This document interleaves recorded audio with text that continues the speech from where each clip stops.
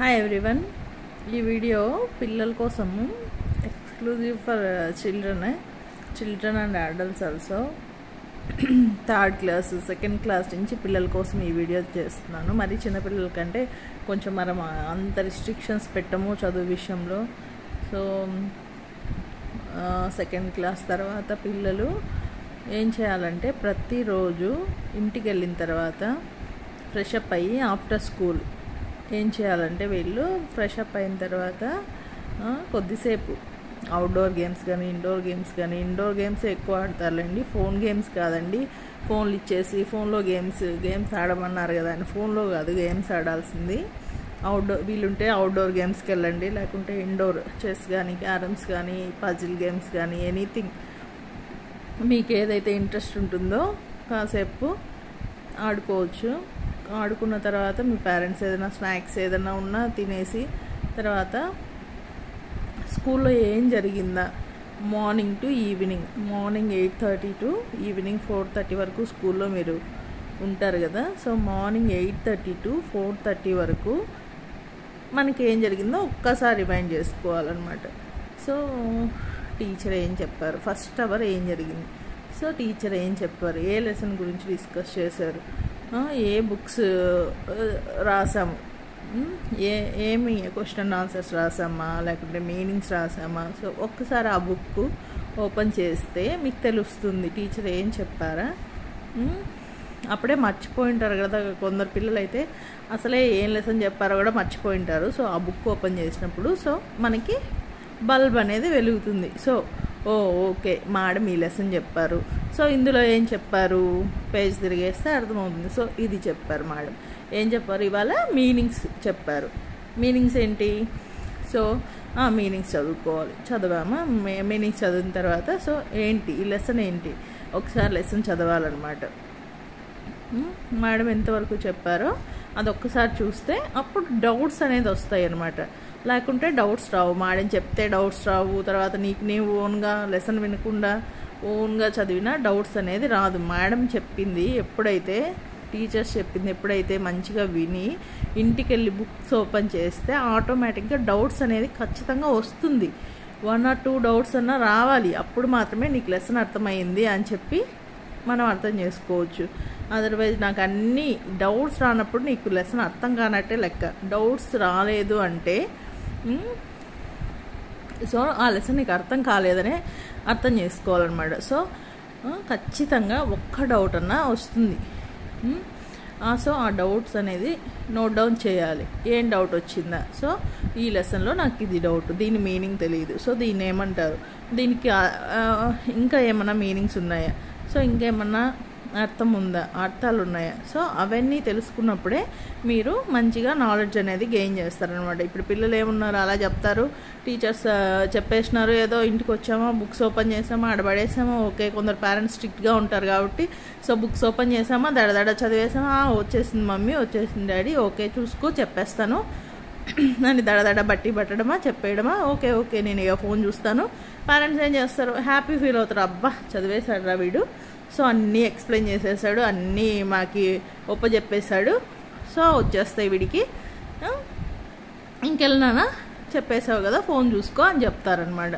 So అలా కాదు, అలా వెంటనే నేర్చేసుకొని అలా చేసేస్తే రాదనమాట.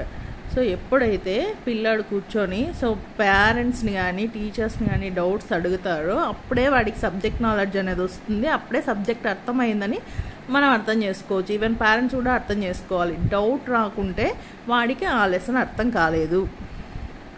అది ఫస్ట్ పాయింట్. ఏదో దడదడ చెప్పేసినాడా, అది ఎలా చెప్తున్నాడు. ఆల్మోస్ట్ ఇప్పుడు ఈ కాలంలో ఈ జనరేషన్లో అందరూ చదువుకున్న పేరెంట్సే ఉంటారు. పిల్లాడు ఎలా చెప్తున్నాడు, సో వీడి కాన్సెప్ట్ అర్థమైందా లేదా, సో వీడు ఎలా నేర్చుకున్నాడు ఇంత తొందరగా, సో ఎలా గుర్తుపెట్టుకోగలుగుతున్నాడు. ఇప్పుడుండే పిల్లలు చాలా ఫాస్ట్ జనరేషన్ కదా. సో వాళ్ళు ఏం చేస్తారంటే ఒకసారి ఎలా చూసారంటే గుర్తుపెట్టుకునేస్తారు మైండ్లో. అది ఎన్ని రోజులు ఉంటుంది, ఒక 5 days 6 days 1 week వరకు ఉంటుంది. సో నెక్స్ట్ డే అర్థమైన లెసన్ అయితే మనకి లైఫ్ లాంగ్ చెప్పినా, ఎప్పుడో చిన్నప్పుడు 1వ క్లాస్లో చదువుకున్న పాఠము ఇప్పుడు మనకి చెప్పగలుగుతాం అనమాట. సో అది అర్థమైంది కాబట్టి ఇప్పుడు ఉండే పిల్లలు ఎలా ఉన్నారంటే సో 2 days కన్నా 1 month గుర్తుపెట్టుకుంటారు మహా అంటే, తర్వాత మర్చిపోతారు. సో అది అర్థమైన సబ్జెక్ట్ కాదనమాట. అర్థమయ్యేలాగా చదివినప్పుడే మన పిల్లలకి మంచిగా చదువు వచ్చినట్టు, తర్వాత నాలెడ్జ్ వచ్చినట్టు, ఫ్యూచర్లో వాళ్ళకి ఆ చదువు అనేది ఉపయోగపడుతుంది. లేకుంటే ఎంత చదివినా అది ఉపయోగపడని చదువే అనమాట. సో పేరెంట్స్ దీని గురించి శ్రద్ధ తీసుకోవాలి. ఈవెన్ టీచర్స్ కూడా.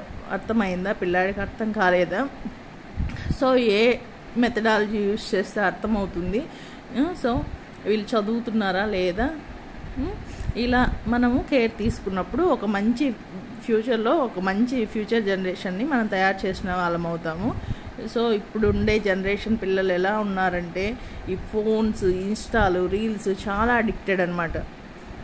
చాలా అడిక్ట్ అవుతున్నారు. సో ఎలా వెళ్తుందా సొసైటీ అనేది, ఏమైపోతుందో, నెక్స్ట్ జనరేషన్స్లో ఏముంటుందో ఏముండదో అని కూడా తెలియదు.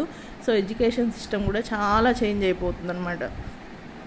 ఇలా అయితే మన ఇండియా ఎక్కడికి ముందుకు పోవడం కాదు, సో టెక్నాలజీ పరంగా వెనకబడిపోతాం మనం చాలా. ఎందుకంటే అలా ఉన్నారు పిల్లలు, ఇన్స్టాలు, ఫేస్బుక్లు. సో ఇలా టెక్నాలజీ ఎంత బాగా యూజ్ చేస్తున్నారని మనం గర్వపడుతున్నాం, కానీ సో అది వాళ్ళకి ఎందుకు ఉపయోగపడదనమాట.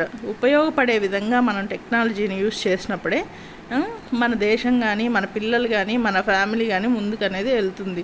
So each and every parent దీని గురించి శ్రద్ధ తీసుకొని, సో ఇప్పటికైనా మనము అసలు చాలా కేర్ తగ్గిపోయిందనమాట. ఒకప్పుడు పేరెంట్స్ వేరు, ఇప్పుడు పేరెంట్ మెంటాలిటీ వేరు. మీకు కోపం రావచ్చు, కోపం వచ్చినా పర్లేదు, ఎందుకంటే మేము అలానే ఉన్నాంలేండి. సో మనం మారాలి ఫస్ట్. మనం మారినప్పుడు మన పిల్లలు కూడా చేంజ్ అవుతారు. ఫస్ట్ మన మెంటాలిటీ మార్చుకొని తర్వాత సో ఎక్కడ ఏంటి ప్రాబ్లం ఎక్కడుంది ఇవన్నీ ఐడెంటిఫై చేసినప్పుడే మనకు సొల్యూషన్ అనేది దొరుకుతుంది. కాబట్టి పేరెంట్స్ ఒక మంచి టైము, 1/2 hour, ఒక 40 minutes డైలీ.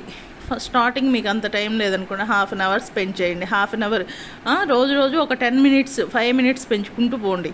సో 1 hour, తర్వాత 1.5 hour. సో ఆటోమేటిక్గా టైం వస్తుంది, ఇంట్రెస్ట్ కూడా వస్తుందండి. సో మీ పిల్లల భవిష్యత్తు, దేశ భవిష్యత్తు తల్లిదండ్రుల చేతిలోనే ఉంది. టీచర్స్లో ఎంతసేపు టీచర్స్ చెప్పేది ఏదో చెప్తారు, టీచర్స్ చేతుల్లో ఉంది, తర్వాత తల్లిదండ్రుల చేతుల్లో కూడా ఉందన్నమాట. చాలా ఇప్పుడు పిల్లలు చూస్తాండి ఈ దేశ భవిష్యత్తు కానీ, సో నిజంగా చాలా బాధ వేస్తుంది. అట్లా ఉన్నారు పిల్లలు కానీ, ఈవెన్ పేరెంట్స్ కూడా అలానే ఉన్నారు. ఇప్పటికైనా నెగ్లెక్ట్ చేయొద్దండి. సో ఇప్పటి నుంచైనా మన పిల్లలు మంచి పద్ధతిలో పెట్టుకుంటే బాగుంటుంది. సో ఈ వీడియో కొందరికి బాధ కలిగించవచ్చు, కొందరు ఫీల్ అవ్వచ్చు, కొందరు హట్ అవ్వచ్చు. ఎవరు హట్ అయినా నా మనసులోని భావాలు మాత్రం నేను చెప్పాను. సో మంచిగా తీసుకునే వాళ్ళు మంచిగా తీసుకుంటారు, చెడుగా తీసుకునే వాళ్ళు తిట్టుకోండి నన్ను, నో ప్రాబ్లం. సో మీ పిల్లల భవిష్యత్తు, మన దేశం భవిష్యత్తు మనకి ఇంపార్టెంట్. సో మనం ఉండం కదా, సో మనం ఎంత ఇప్పుడే మనకి 30-40 ఏళ్ళు వచ్చేసాయి. సో ఇప్పుడుండే హెల్త్ ఇష్యూస్కి ఎప్పుడు వెళ్తామో ఎప్పుడు పోతామో కూడా తెలియదు. సో మనమంటూ మన పిల్లలకి ఒక మంచి దారి అనేది చూపించాలి. కాబట్టి అందరికీ ఈ వీడియో నచ్చిందని అనుకుంటున్నాను. మీరు తిట్టుకున్నా పర్లేదు, నేను ఇలాంటి వీడియోలు చేయాలనుకుంటున్నాను. సో థ్యాంక్ యూ అండాలి. థ్యాంక్ యూ అని అండాలి.